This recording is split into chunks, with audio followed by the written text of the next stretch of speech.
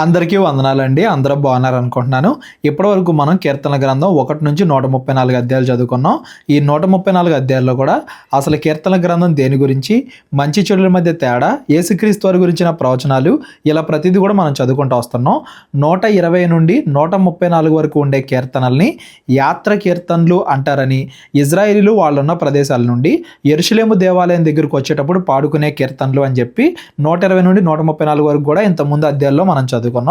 ఈరోజు మనం 135వ కీర్తన నుండి చదువుకుంటూ వెళ్దాం. ఈ 135వ కీర్తన ఇజ్రాయెల్ అందరూ కూడా దేవాలయం దగ్గరికి వచ్చిన తర్వాత, దేవాలయంలో అందరూ సమూహంగా కూడుకున్నప్పుడు అప్పుడు దేవుణ్ణి ఎలా స్తుతిస్తున్నారు అనేది ఈ 135వ కీర్తనలో చదువుకుంటూ వెళ్దాం. యెహోవాను స్తుతించుడి, యెహోవా నామమును స్తుతించుడి. యెహోవా సేవకులారా, యెహోవా మందిరములో, మన దేవుని మందిరపు ఆవరణములో నిలుచుండు వార్లారా, యెహోవాను స్తుతించుడి. అందరూ కూడా దేవుణ్ణి స్తుతించండి, దేవుడికి కృతజ్ఞతాస్తుతులు చెల్లించండి. యెహోవా సేవకులారా అంటే ఆ లేవీలు, యాజకులు వాళ్ళందరూ. దేవుని మందిరపు ఆవరణంలో నిలుచుండు వాళ్ళంటే ప్రజలు, యాజకులు, లేవీలు, ప్రజలు అందరూ కూడా దేవుణ్ణి స్తుతించాలి అనే వచనంతో ఈ కీర్తన మొదలు పెడుతున్నారు. చదువుకుంటూ వెళ్దాం. యెహోవా దయాళుడు, యెహోవాను స్తుతించుడి, ఆయన నామమును కీర్తించుడి, అది మనోహరము. అంతకుముందు కీర్తనలో కూడా దేవుడు ఎంత దయాళుడు, ఆయన క్షమాగుణం ఎటువంటిది, ఇవన్నీ కూడా మనం చదువుకున్నాం. దేవుడు మనల్ని క్షమించేవాడు కాబట్టి, దయ కలిగిన వాడు కాబట్టి దేవుణ్ణి స్తుతించండి, ఆయన నామాన్ని కీర్తించండి. ఆయన్ని ఆరాధించడం వల్ల ఆనందం కలుగుతుంది, మనోహరంగా ఉంటుంది. యెహోవా తన కొరకు యాకోబును ఏర్పరచుకొనెను, తన స్వకీయ ధనముగా ఇజ్రాయేలును ఏర్పరచుకొనెను. యాకోబు అనగానే కేవలం యాకోబు కాదండి, యాకోబుకి ఇజ్రాయెల్ అనే పేరు ఉంది కదా, యాకోబు నుండి వచ్చే సంతానం. ఇజ్రాయెల్ అందరినీ కూడా దేవుడు ఏర్పాటు చేసుకున్నాడు. ఎలా ఏర్పాటు చేసుకున్నాడు? తన కొరకు, తన స్వకీయ ధనంగా, వీళ్ళందరూ నా ప్రజలు, నాకు చెందిన వాళ్ళు, నా స్వాస్థ్యం, నేను వీళ్ళని వెల ఇచ్చి కొన్నాను అన్నట్టుగా ఇజ్రాయెల్ అందరి గురించి దేవుడు మాట్లాడుతున్నాడు. ఈ 135వ కీర్తనలో కనబడే ప్రతి వచనం కూడా బైబిల్లో ఎక్కడో ఒక చోట కనబడిద్ది. వాటన్నిటిని తీసుకొచ్చి ఒక కీర్తనగా రూపొందించారు అనేది కూడా మనం గమనించాలి. ఇది ఎప్పుడు పాడుకుంటున్నారు? ఇజ్రాయెల్ అందరూ కూడా సమాజంగా పండగల సమయంలో కానీ, విశ్రాంతి దినంలో కానీ అందరూ కలిసి దేవాలయం దగ్గర కలుసుకున్నప్పుడు ఈ కీర్తన పాడుకుంటున్నారు అనేది కూడా మనం గమనించాలి. మొదటగా ఇజ్రాయెల్ ప్రత్యేకమైన వారు, దేవుడి యొక్క స్వాస్థ్యం అనేదాన్ని గుర్తెచ్చుకుంటున్నారు. యెహోవా గొప్పవాడు అనియు, మన ప్రభువు సమస్త దేవతల కంటే గొప్పవాడు అనియు నేను ఎరుగుదును. ఇక్కడ సమస్త దేవతలు అంటే ఏదో విగ్రహాలు అన్నట్టుగా ఊరికే చెబుతున్నారని కాదండి. ఇజ్రాయేలీలు ఐగుప్తులో ఉన్నప్పుడు ఆ ఐగుప్తులు ఎవరినైతే దేవుడిగా కొలుస్తున్నారో ఆ విగ్రహాలన్నింటినీ కూడా దేవుడు ఓడించాడు. పత్తెగుళ్ళ ద్వారా వాళ్ళు పూజించేవి అబద్ధం, దేవుడు మాత్రమే నిజమైన వాడు అన్నట్టుగా అక్కడ నుండి బయటికి రప్పించాడు. వచ్చిన తర్వాత ఇక్కడ కనాను దేశంలో కూడా ఆ చుట్టుపక్కల విగ్రహారాధన చాలా ఎక్కువగా ఉండేది. ఆ విగ్రహాలన్నింటికంటే దేవుడు గొప్పవాడు, ఒకే ఒక్క దేవుడు అన్నట్టుగా వాటికి కూడా బుద్ధి చెప్పాడు. తమ చరిత్రని జ్ఞాపకం చేసుకుని ఐగుప్తులో కానీ, ఇక్కడ కనాన్లో కానీ, చుట్టుపక్కల ఉండే ఫిలిస్తీయ దేశాల్లో కానీ అన్ని చోట్ల దేవుడు అక్కడ వాళ్ళు ఎవరినైతే పూజిస్తున్నారో, ఏ విగ్రహాలనైతే పూజిస్తున్నారో వాటన్నింటికంటే దేవుడే శక్తివంతమైన వాడు అని దేవుడు వాళ్ళకి నిరూపించిన విషయాన్ని ఇక్కడ ఇజ్రాయేలీలు జ్ఞాపకం చేసుకుంటున్నారు అని దాని అర్థం. అది కూడా మనం కింద చదువుకుంటూ వెళ్దాం. ఆకాశమందును, భూమి అందును, సముద్రముల యందును, మహాసముద్రములన్నింటి అందును ఆయన తనకిష్టమైనదంతయు జరిగించేవాడు. ఆకాశంలో అయినా, భూమి ఏదైనా కానీ, ఏదైనా కానీ దేవుడు కోరుకున్నట్టుగానే జరుగుతుంది. ఏదైనా జరగాలంటే దేవుడు అది పర్మిషన్ ఇస్తేనే జరుగుతుంది. దేవుడి కన్నా గొప్పవాడు, దేవుడి కన్నా శక్తివంతుడు ఇంకెవరో కూడా లేరు. భూదిగంతముల నుండి ఆవిరిని లేవజేయువాడు ఆయనే, వాన కురియునట్లు మెరుపు పుట్టించువాడు ఆయనే, తన నిధుల్లో నుండి గాలిని ఆయన బయలు వెళ్ళజేయును. ఏదో బ్యాంక్ అకౌంట్లో దాచుకున్నట్టుగా మన బ్యాంక్ అకౌంట్లో డబ్బులు ఉంటాయి. దేవుడి యొక్క బ్యాంక్ అకౌంట్లో ఏముంటాయంట? ఈ ప్రకృతి మొత్తం ఆయన ఎలా చెబితే అలా చేస్తాయి. ఇవన్నీ కూడా ఆయన స్వాస్థ్యము, ఆయన యొక్క ఆస్తి. ఆయన గాలిని ఎప్పుడు రమ్మంటే అప్పుడు, వాన ఎప్పుడు కురియాలంటే అప్పుడు, తుఫాన్ ఎప్పుడు రావాలంటే అప్పుడు, మెరుపు ఎప్పుడు రావాలంటే అప్పుడు, ఏది జరగాలన్నా కానీ ఈ ప్రకృతిలో అదంతా కూడా దేవుడి ఆధీనంలో ఉంటుంది అనేది ఈ వచనాల యొక్క భావం. వర్షం ఎలా కురిసిద్ది? భూమి మీద ఉండే సముద్రాల్లో ఉన్న నీళ్లు ఆవిరిగా మేఘాల్లోకి చేరి అదంతా కూడా మరలా పడిద్ది. ఇదంతా కూడా ఆదికాండంలో మనం చదువుకున్నాం కదా. దేవుడు పెట్టిన ఈ ప్రకృతిని, ఈ ప్రొసీజర్ని ఇజ్రాయెల్ జ్ఞాపకం చేసుకుని దాన్ని బట్టి ఇజ్రాయెల్ దేవుడిని స్తుతిస్తున్నారు. ఈ 135వ అధ్యాయం అంతా కూడా ఇజ్రాయెల్ 2 విషయాలను బట్టి దేవుడిని స్తుతిస్తారు. ఒకటి, వాళ్ళని ప్రత్యేక జనాంగంగా, తన స్వాస్థ్యంగా ఇజ్రాయెల్ని దేవుడు ఏర్పాటు చేసుకున్న దాన్ని బట్టి. రెండోది, ఈ ప్రపంచం మొత్తం మీద దేవుడికి అధికారం ఉంది. దేవుడే ప్రతిదాన్ని, ఈ ప్రకృతి మొత్తాన్ని కూడా కంట్రోల్ చేసేవాడు. అంత గొప్పవాడు కాబట్టి ఆయన శక్తిని బట్టి.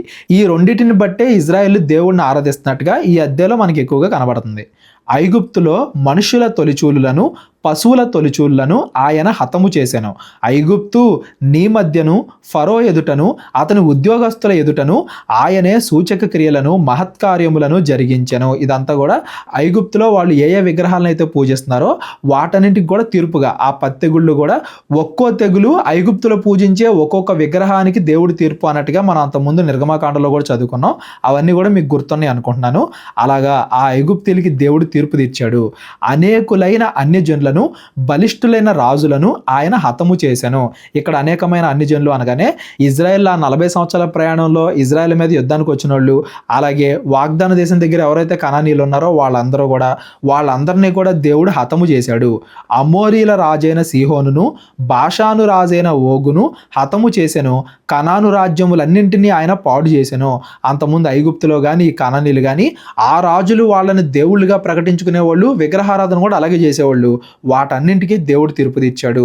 ఈ సీహోను ఓగు వీళ్ళిద్దరు కూడా మీకు గుర్తున్నారు అనుకుంటున్నాను. సంఖ్యాకాండం 21 అధ్యాయంలో మనం చదువుకున్నట్టుగా ఇజ్రాయేల్ వాగ్దాన దేశానికి వెళ్ళేటప్పుడు వీళ్ళ రాజ్యాల గుండా వాళ్ళని వెళ్ళనివ్వలేదు. ఆ తర్వాత కొంతకాలానికి ఇజ్రాయేల్ కనాన్ని ఆక్రమించుకునేటప్పుడు ఈ దేశాలను కూడా ఆక్రమించుకున్నారు.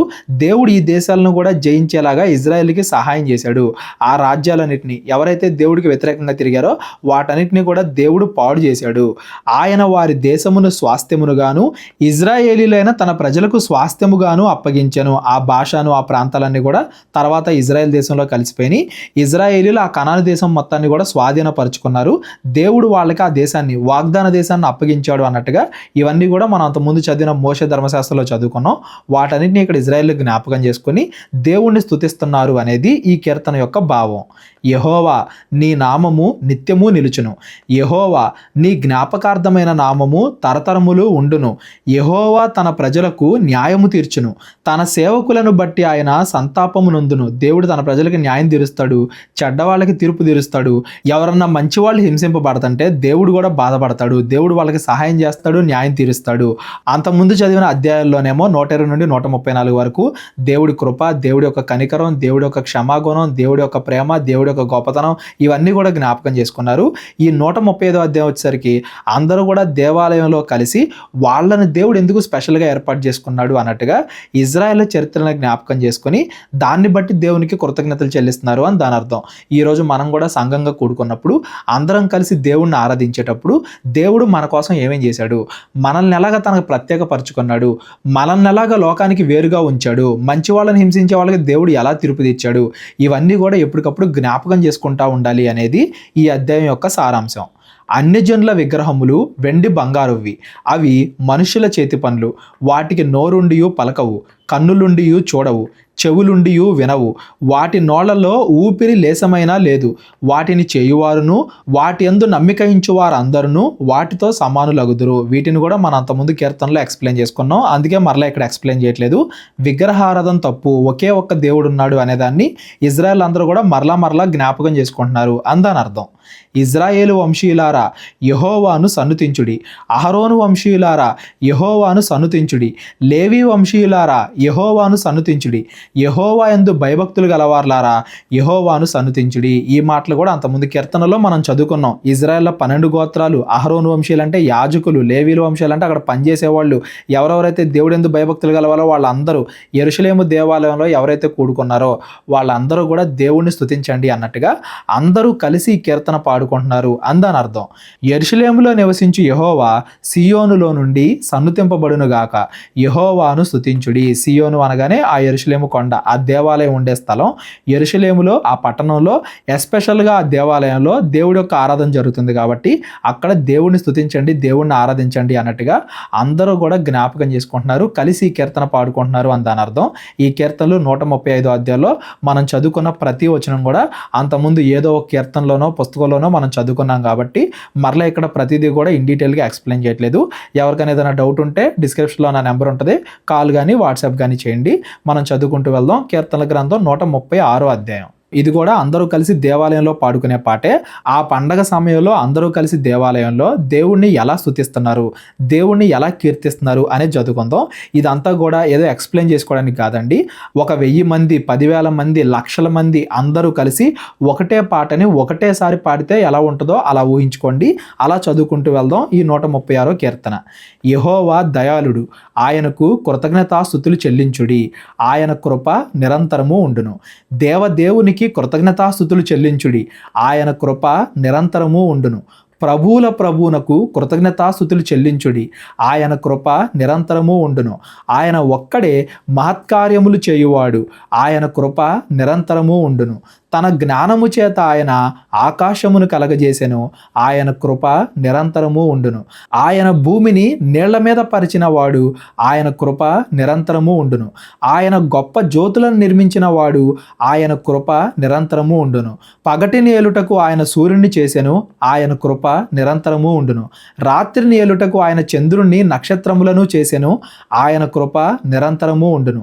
ఐగుప్తు దేశపు తొలిచూలును ఆయన హతము చేసెను, ఆయన కృప నిరంతరము ఉండును. వారి మధ్య నుండి ఇజ్రాయేలీలను ఆయన రప్పించెను, ఆయన కృప నిరంతరము ఉండును. చేయి చాచి తన బాహుబలము చేత వారిని రప్పించెను, ఆయన కృప నిరంతరము ఉండును.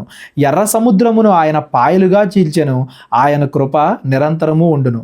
ఆయన ఇజ్రాయేలీలను దాని నడుమ దాటిబోజేసెను, ఆయన కృప నిరంతరము ఉండును. ఫరోను అతని సైన్యమును ఎర్ర సముద్రములో ఆయన ముంచివేసెను, ఆయన కృప నిరంతరము ఉండును. అరణ్య మార్గమున ఆయన తన ప్రజలను తోడుకొని వచ్చెను, ఆయన కృప నిరంతరము ఉండును. గొప్ప రాజులను ఆయన హతము చేసెను, ఆయన కృప నిరంతరము ఉండును. ప్రసిద్ధి నొందిన రాజులను ఆయన హతము చేసెను, ఆయన కృప నిరంతరము ఉండును. అమోరీల రాజైన సీహోనును ఆయన హతము చేసెను, ఆయన కృప నిరంతరము ఉండును. బాషాను రాజైన ఓగును ఆయన హతము చేసెను, ఆయన కృప నిరంతరము ఉండును. ఆయన వారి దేశమును మనకు స్వాస్థ్యముగా అప్పగించెను, ఆయన కృప నిరంతరము ఉండును. తన సేవకుడైన ఇజ్రాయేలునకు దాన్ని స్వాస్థ్యముగా అప్పగించెను, ఆయన కృప నిరంతరము ఉండును. మనము దీనదశలో ఉన్నప్పుడు ఆయన మనలను జ్ఞాపకము చేసుకొనెను, ఆయన కృప నిరంతరము ఉండును.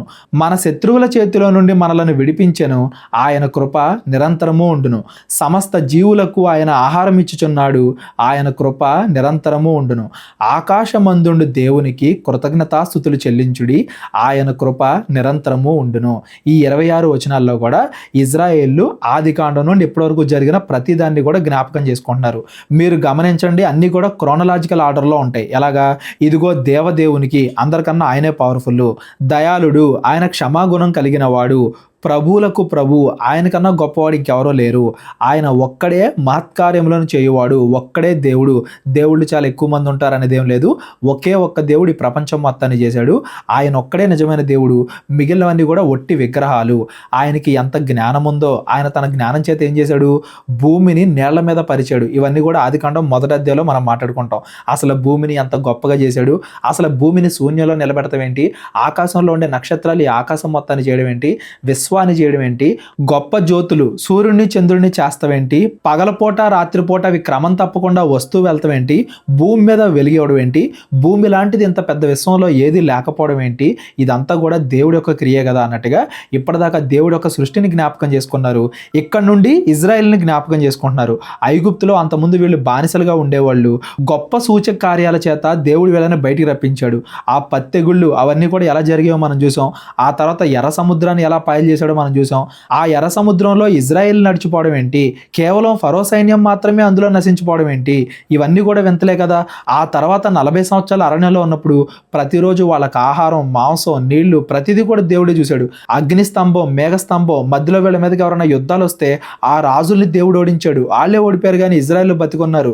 వీళ్ళ ప్రయాణంలో అడ్డొచ్చిన రాజులు ఓడిపోయారు. ఆ తర్వాత వీళ్ళు వాగ్దాన దేశానికి వెళ్ళిన తర్వాత అక్కడున్న వాళ్ళు ఓడిపోయారు.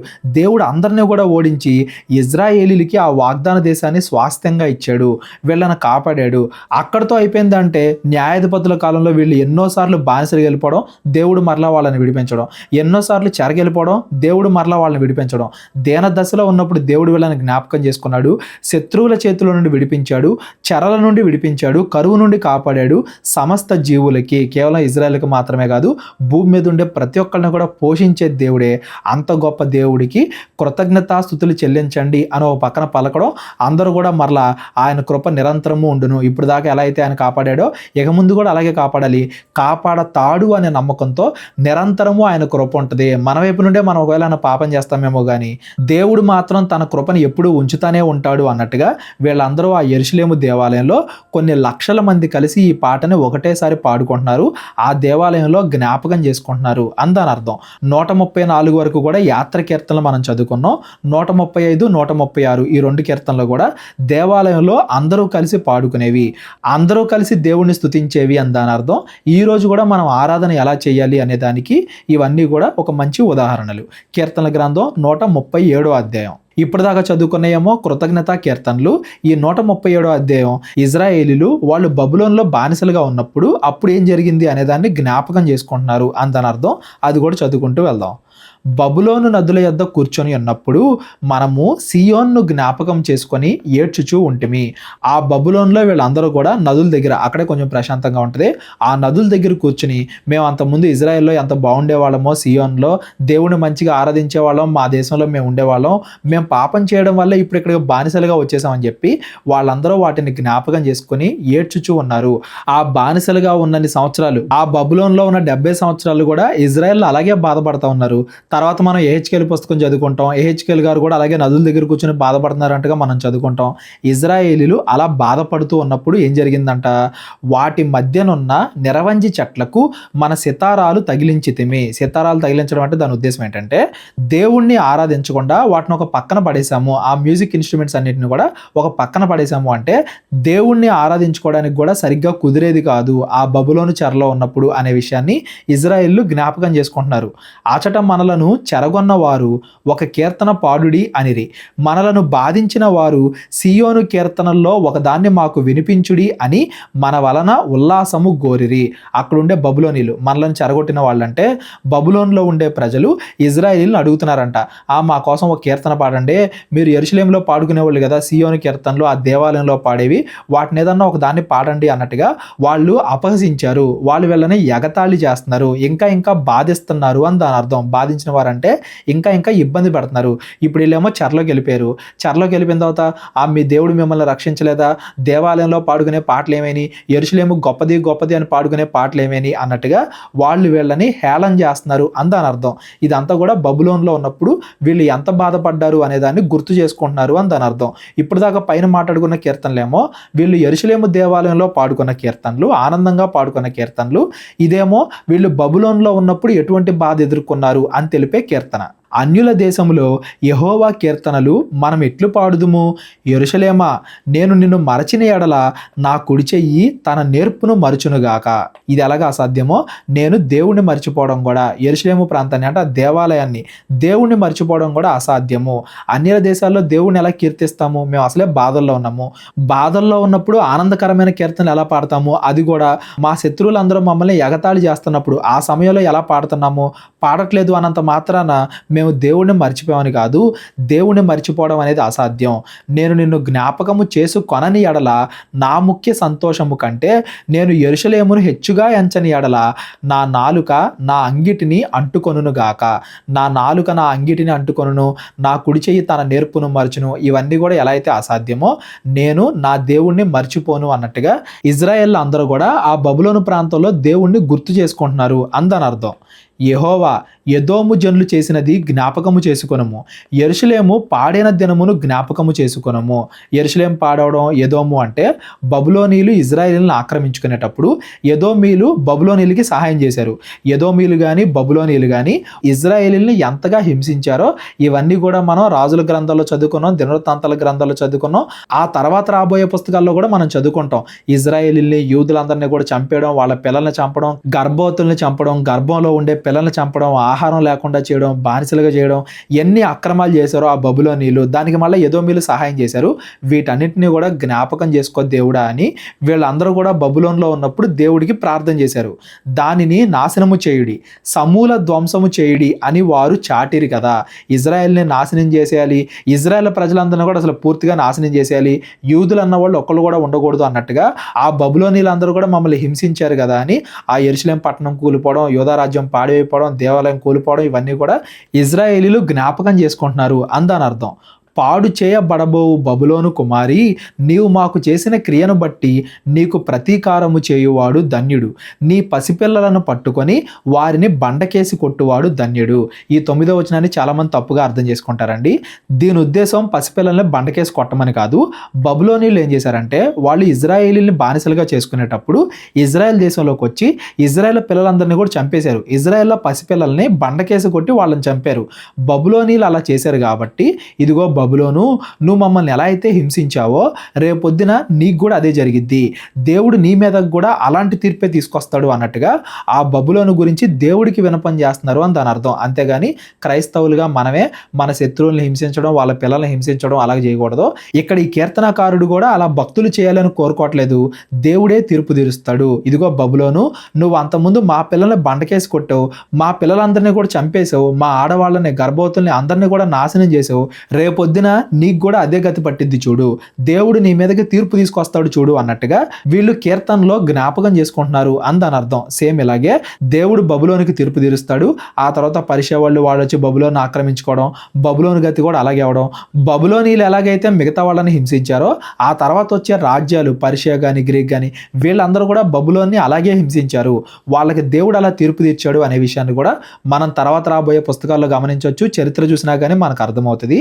వీళ్ళు ఏదైతే చేశారో వాళ్ళ మీదకి అదే తీర్పుని దేవుడు తీసుకొచ్చాడు అందని అర్థం. అంతేగాని ఇక్కడ క్రైస్తవులు కానీ విశ్వాసులు కానీ వేరే వాళ్ళని, వేరే విశ్వాసంలో ఉండే వాళ్ళని, చెడ్డ వాళ్ళని మనం హింసించకూడదు, మనం తీర్పు తెచ్చకూడదు. తీర్పు దేవుడికే వదిలేయాలి, దేవుడే తీర్పు తీరుస్తాడు. ఎవరెవరైతే ఏ చెడ్డ పనులు చేశారో అవి మరలా వాళ్ళ మీదకే వెళ్ళేలాగా దేవుడే వాళ్ళకి తీర్పు తీరుస్తాడు అనేది కూడా మనం గమనించాలి. ఈ 9వ వచనాన్ని ఎవరు కూడా తప్పుగా అర్థం చేసుకోకండి. ఒకవేళ ఇప్పటికీ ఎవరికైనా ఏదైనా అర్థం కాకపోతే డిస్క్రిప్షన్లో నా నెంబర్ ఉంటుంది, కాల్ కానీ వాట్సాప్ కానీ చేయండి. ఈ 137వ కీర్తన ఇజ్రాయెల్ అందరూ కూడా వాళ్ళు బబులోన్లో ఉన్నప్పుడు ఎంత బాధ అనుభవించారు అని జ్ఞాపకం చేసుకునే కీర్తన, వాళ్ళ బాధను చెప్పుకునే కీర్తన. అంతేగాని ఇది స్తుతి కీర్తన కాదు, దేవుడికి కృతజ్ఞతలు తెలిపే కీర్తన కాదు అనేది గుర్తుపెట్టుకోండి. మరి కొన్ని సంవత్సరాల తర్వాత కూడా ఇజ్రాయెల్లో మరలా దీన్ని ఎందుకు జ్ఞాపకం చేసుకుంటున్నారంటే ఎవరైనా కానీ దేవుడి యొక్క పిల్లల్ని హింసిస్తే వాళ్ళ మీదకి దేవుడు అటువంటి తీర్పునే తీసుకొస్తాడు. మరలా ఈ కీర్తనని ఇజ్రాయేలీలు కొన్ని తరాల తర్వాత చదువుకునేటప్పుడు ఓకే ఇలాగ మన భక్తులు ప్రార్థన చేశారు, దేవుడు వాళ్ళకి తీర్పు తీర్చాడు. ఎవరైనా కానీ ఇంకొకళ్ళని హింసిస్తే, విశ్వాసులని అవిశ్వాసులని ఎవరైనా కానీ ఒకళ్ళు ఇంకొకళ్ళని చంపుతున్నప్పుడు, ఒకళ్ళు ఇంకొకళ్ళని హింసిస్తున్నప్పుడు, ఒకళ్ళు ఇంకొకళ్ళ రాజ్యాలనే వాళ్ళ పిల్లల్ని హింసిస్తున్నప్పుడు దేవుడు ఖచ్చితంగా వాళ్ళ మీదకి తీర్పు తీసుకొస్తాడు. వాళ్ళు ఏం విత్తుతున్నారో అవే కోస్తారు అనే విషయాన్ని, దేవుడి తీర్పు ఎలా ఉంటుంది అనే విషయాన్ని తరతరాలు కూడా ఈ కీర్తన ఆధారం చేసుకుని క్రైస్తవులు విశ్వాసులు గుర్తు చేసుకుంటున్నారు అనేది ఈ కీర్తన యొక్క భావం. ఇంకా అర్థం కాకపోతే డిస్క్రిప్షన్లో నా నెంబర్ ఉంటుంది, కాల్ కానీ వాట్సాప్ కానీ చేయండి. ఈ కీర్తనలు 138వ అధ్యాయాన్ని కూడా ఈరోజు మనం చదువుకుందాం. 139వ అధ్యాయం నుండి రేపొద్దున మనం చదువుకుంటూ వెళ్దాం. ఇది దావీదు గారి కీర్తన. నేను నా పూర్ణ హృదయముతో నీకు కృతజ్ఞతాస్తుతులు చెల్లించుచున్నాను, దేవతల ఎదుట నిన్ను కీర్తించదను. దేవతల ఎదుట అంటే అక్కడ ఉండే ఇజ్రాయేలు దేవుని కుమారులు వాళ్ళందరూ. ఇంకో రకంగా చూస్తే అక్కడ భూమి మీద ఎవరైతే విగ్రహాలను పూజిస్తున్నారో వాళ్ళందరి ముందు కూడా, అంటే అందరికన్నా కూడా దేవుడే గొప్పవాడు అనే అర్థం. దీని గురించి మనం కీర్తనలు 82వ అధ్యాయంలో కూడా మాట్లాడుకున్నాం కాబట్టి మరలా ఇక్కడ ఎక్స్ప్లెయిన్ చేయట్లేదు. దేవతలు అనగానే ఏదో వేరే దేవుళ్ళు కూడా ఉన్నారని కాదండి. ఇక్కడ మనుషులు, దేవదూతలు లేకపోతే విగ్రహాలు అనే మనం తీసుకోవాలి కానీ దేవుడు కాకుండా ఇంకో దేవుడు ఉన్నారని కాదు. దేవుడు ఒక్కడే నిజమైన దేవుడు, అందరికన్నా ఆయనే శక్తిమంతుడు. ఆయన్ని నా పూర్ణ హృదయంతో, నా హృదయానుసారంగా ఆయన్ని నేను కీర్తిస్తున్నాను, ఆరాధిస్తున్నాను. నీ పరిశుద్ధాలయము తట్టు నేను నమస్కారము చేయుచున్నాను. నీ నామం అంతటి కంటే నీవిచ్చిన వాక్యమును నీవు గొప్ప చేసి ఉన్నావు. నీ కృపా సత్యములను బట్టి నీ నామమునకు కృతజ్ఞతాస్తుతులు నేను చెల్లించదను. నామము అంటే ఏదో కేవలం దేవుడి పేరు మాత్రమే కాదు, దేవుడి యొక్క లక్షణాలు అని మనం చాలా కీర్తనలో చదువుకుంటూ వచ్చాం. వాటన్నిటిని కూడా వాక్య రూపంలో, ధర్మశాస్త్ర రూపంలో దేవుడు ఇచ్చాడు కాబట్టి దాన్ని ఉపయోగించుకుని మనందరం కూడా దేవుడిని స్తుతిస్తున్నాం, దేవుడిని అర్థం చేసుకుంటున్నాం కాబట్టి దావీదు గారు ఇలాగా అలంకార రూపంగా దేవుడిని కీర్తిస్తున్నాడు అని దాని అర్థం. మరలా గుర్తుపెట్టుకోవాలి, ఇవన్నీ కూడా యేసుక్రీస్తు వారిలో పరిపూర్ణమవుతున్నాయి. దేవాలయం అన్నా యేసుక్రీస్తులోనే పరిపూర్ణమవుతుంది. రాజు అనగానే యేసుక్రీస్తులో పరిపూర్ణమవుతుంది. వాక్యము అనగానే యేసుక్రీస్తులో పరిపూర్ణమవుతుంది. దేవుని కృప దయ అన్న యేసుక్రీస్తులో పరిపూర్ణమవుతుంది. దేవుని తీర్పు అన్న యేసుక్రీస్తులో పరిపూర్ణమవుతుంది. ప్రతిదీ కూడా యేసుక్రీస్తులో పరిపూర్ణమవుతుంది అనేది కూడా వీటన్నిటిని బట్టి మనం గుర్తుపెట్టుకోవాలి. నేను మొరపెట్టిన దినమున నీవు నాకు ఉత్తరం ఇచ్చితివి, నా ప్రాణములో త్రాణ పుట్టించి నన్ను ధైర్యపరిచితివి. ఈ 138వ కీర్తన మరలా దేవుడికి కృతజ్ఞతాస్తుతులు చెల్లించే కీర్తన. మొదటి వచనం నుండి కూడా మనం అలాగే చదువుకుంటున్నాం. నేను ప్రార్థన చేసినప్పుడు నాకు నువ్వు సమాధానం ఇచ్చావు, నాలో ధైర్యం కలిగించావు, నా ఆపద పోగొట్టావు, నేను ఇంకా బ్రతకడానికి నాకు ఇంకొంచెం ఆశ కల్పించావు, అందును బట్టి నీకు కృతజ్ఞతలు. యెహోవా, భూరాజులందరూ నీవు సెలవిచ్చిన మాటలు విని నీకు కృతజ్ఞతాస్తుతులు చెల్లించెదరు. దావీదు కూడా ఒక రాజే. నేను మాత్రమే కాదు, భూరాజులందరూ, భూమి మీద ఉండే ఏ దేశానికి చెందిన వాళ్ళైనా కానీ ఖచ్చితంగా వాళ్ళందరూ కూడా నీ యొక్క గొప్పతనాన్ని ఒకానొక రోజున గుర్తిస్తారు అన్నట్టుగా దావీదు గారు ముందుగానే మాట్లాడుతున్నారు. ఇవన్నీ కూడా యేసుక్రీస్తు వారి రెండవ రాకడలో పరిపూర్ణమవుతాయి. అప్పుడు కేవలం రాజులు మాత్రమే కాదు, ప్రజలు కూడా, అందరూ కూడా, ఎవరైనా దేవుని నమ్మిన వాళ్ళైనా నమ్మని వాళ్ళైనా ఎవరైనా కానీ ఈయనొక్కడే దేవుడు, ఈయనే అందరికీ తీర్పు తీర్చేవాడు, ఈయనొక్కడే రాజు అనే విషయాన్ని అందరూ కూడా ఖచ్చితంగా ఏదో ఒక రోజు గుర్తిస్తారు. ప్రతి ఒక్కని మోకాలు యేసునామంలో వంగును అనే మాట అప్పుడు ఖచ్చితంగా నెరవేరిద్ది. దాన్ని ఇక్కడ దావీదు గారు ముందుగానే ప్రవచనపూర్వకంగా పలుకుతున్నారు అందని అర్థం. యెహోవా మహాప్రభావము గలవాడు అని వారు యెహోవా మార్గములను గూర్చి గానము చేసెదరు. రాజులు కూడా దేవుణ్ణి కీర్తిస్తారు. అదేదో కేవలం ఒక్కసారి జరిగే సందర్భం కాదండి, అది జరుగుతూ ఉండేది. ఎప్పటికప్పుడు దేవుడు ఒక్కడే గొప్పవాడు అనే విషయాన్ని అందరూ కూడా గుర్తిస్తారు అందని అర్థం. ఇది జరుగుతూనే ఉంది. యేసుక్రీస్తు వచ్చిన దగ్గర నుండి పరిపూర్ణం అవుతానే ఉంది. ఇక పూర్తిగా సంపూర్ణంగా యేసుక్రీస్తు వారి రెండవ రాకడ సమయంలో ఇది పూర్తయిద్ది అనేది కూడా మనం గమనించాలి. యెహోవా మహోన్నతుడైనను ఆయన దీనులను లక్ష్యపెట్టును, ఆయన దూరము నుండి గర్విష్ఠులను బాగుగా ఎరుగును. దేవుడు అంత గొప్పవాడైనా ఈ ఆకాశం, మహాకాశాలు, ప్రపంచం మొత్తం, విశ్వం, పరలోకం, దేవదూతలు వీటన్నింటినీ చేసిన గొప్పవాడైనా కానీ ఎప్పుడు దీనులని ఆయన వదిలిపెట్టడో. ఎవరైతే ఎవరు లేరని ఫీల్ అవుతూ ఉంటారో, దేవుడు తప్ప మాకు ఇంకా ఏ దిక్కు లేదని ఫీల్ అవుతూ ఉంటారో, దేవుడికి ప్రార్థన చేస్తారో, భూమి మీద కష్టాలు పడుతూ ఉంటారో, అలా తగ్గింపబడిన వారిని, దీనులను, తమను తాము తగ్గించుకునే వాళ్ళని దేవుడు ఎప్పుడు కూడా వదిలిపెట్టడు. వాళ్ళ ప్రార్థనల్ని దేవుడు ఎప్పుడు కూడా వింటానే ఉంటాడు. అలా కాకుండా గర్వంతో ఎవరైతే బతుకుతున్నారో వాళ్ళ ఆలోచనలు కూడా దేవుడికి తెలుసు. వాళ్ళకి బుద్ధి వచ్చేలా చేసే బాధ్యత దేవుడిదే, దీనుల్ని ఆదరించే బాధ్యత కూడా దేవుడిదే. రెండు కూడా దేవుడే చూసుకుంటాడు. అంత గొప్పవాడు అయ్యుండి ఆ మనుషులు ఏమైపోతే నాకెందుకులే అన్నట్టుగా దేవుడు వదిలేడు. మనుషుల మీదే ఆయన దృష్టి అంతా కూడా ఎప్పుడు ఉంటుంది అనేది దీని యొక్క భావం. నేను ఆపదలో చిక్కుబడి ఉన్నను, నీవు నన్ను బ్రతికించెదవు, నా శత్రువుల కోపము నుండి నన్ను రక్షించుటకై నీవు నీ చెయ్యి చాపెదవు, నీ కుడి చెయ్యి నన్ను రక్షించును. దావీదు గారి కీర్తనలు, నేను శ్రమల్లో ఉన్నప్పుడు నన్ను రక్షించు అన్నట్టుగా కీర్తనలు, ఇవన్నీ కూడా ఈ కీర్తనల గ్రంథం మొదటి స్కందం, ప్రథమ స్కందంలో మనం బాగా చదువుకున్నాం. అవన్నీ కూడా మీకు గుర్తుండాలి. దావీదు గారు ప్రతి కీర్తనలోనూ ఇప్పుడు దాకా రక్షించావు, కృతజ్ఞతలు, ఇక ముందు ఏదన్నా వచ్చినా కానీ వాటి నుండి కూడా రక్షించు, నువ్వు రక్షిస్తావని కూడా నాకు ముందే తెలుసు, దాన్ని బట్టి కూడా ముందే నేను నీ కృతజ్ఞతలు చెల్లిస్తున్నాను అన్నట్టుగా దావీదు గారు ప్రతిసారి కూడా ఇలాగ మాట్లాడుతూ ఉంటారు. అంతకుముందు కీర్తనలో కూడా మనం ఇలాంటి పదాలు చాలా చదువుకున్నాం. కుడి చెయ్యి అనగానే దేవుడి యొక్క గొప్ప లక్షణాలు, ఆశ్చర్య క్రియలు, బలము అని దాని అర్థం. యెహోవా నా పక్షమున కార్యము సఫలము చేయును, యెహోవా నీ కృప నిరంతరము ఉండును, నీ చేతి కార్యములను విడిచిపెట్టకము. నీ చేతి కార్యాలంటే మనుషులు. ప్రభువా నువ్వే నన్ను చేసుకున్నావు, నన్ను విడిచిపెట్టకో, నీ కృప నా మీద ఎప్పుడూ ఉంచు, నేను ఏ కార్యం తలపెట్టినా కానీ అది సఫలమయ్యేలా చెయ్యి, నన్ను రక్షించు, నా శత్రువుల నుండి రక్షించు, నన్ను కాపాడు అన్నట్టుగా ఓ పక్కన కృతజ్ఞతాస్తుతులు చెల్లిస్తానే, ఇక ముందు కూడా తోడుండు అన్నట్టుగా దావీదు గారు ఈ 138వ కీర్తనలో ప్రార్థన చేస్తున్నారు అందని అర్థం. ఈరోజు చదువుకున్న కీర్తనలన్నీ కూడా మీకు అర్థమైనవి అని నేను అనుకుంటున్నాను. 135, 136 ఏమో ఇజ్రాయెల్ అందరూ సమాజంగా కూడుకొని యెరూషలేములో దేవుణ్ణి కీర్తిస్తూ దేవుడి యొక్క గొప్పతనాన్ని గుర్తు చేసుకుంటూ ఆయన్ని ఆరాధించే కీర్తనలు అవి. 137వ కీర్తనేమో బబులోన్లో వీళ్ళు ఎన్ని బాధలు పడ్డారు, చెడ్డవాళ్ళకి తీర్పు తీర్చు అన్నట్టుగా చేస్తున్న ప్రార్థన, ఆ బాధను గుర్తు చేసుకుంటున్న కీర్తన. 138 ఏమో దావీదు గారు ఒక పక్కన కృతజ్ఞతలు తెలియజేస్తూనే ఇక ముందు కూడా నన్ను రక్షించు అన్నట్టుగా దేవుడికి కృతజ్ఞతాస్తుతులు చెల్లించే కీర్తన. ఇవన్నీ కూడా మీకు అర్థమైంది అనుకుంటున్నాను. ఈరోజు చెప్పిన వాటిలో ఏమైనా అర్థం కాకపోతే డిస్క్రిప్షన్లో నా నెంబర్ ఉంటుంది, కాల్ కానీ వాట్సాప్ కానీ చేయండి. కీర్తన గ్రంథం 139వ అధ్యాయం నుండి మనం రేపొద్దున చదువుకుంటూ వెళ్దాం. మా పరిచర్య గురించి ప్రార్థన చేయండి. ప్రేరేపణ కలిగిన వాళ్ళు మీ కానుకల ద్వారా మా పరిచర్యను బలపరచండి. అందరికీ అందరికీ వందనాలు. దేవుడు మనందరినీ కూడా దీవించి ఆశీర్వదించును గాక. అందరికీ వందనాలండి. కేవలం 30 వీడియోస్లో బైబిల్ నేర్చుకోండి అనే ఎంతో విలువైన ఈ కోర్స్ జస్ట్ ₹1 మీకు కావాలి అంటే మీ పేరు, మీ ఊరు ఈ నెంబర్కి వాట్సాప్ చేయండి. ఈ కోర్సులో ఏ విషయాలు ఉంటాయో ముందుగానే తెలుసుకోవడానికి ఈ వీడియో పాస్ చేసి టాపిక్స్ అన్నీ చదువుకోండి. క్రైస్తవులందరూ ఈ బైబిల్ కోర్స్ వినాలి అని మేము కోరుకుంటున్నాం. అందరినీ దేవుడు దీవించును గాక. ఆమెన్.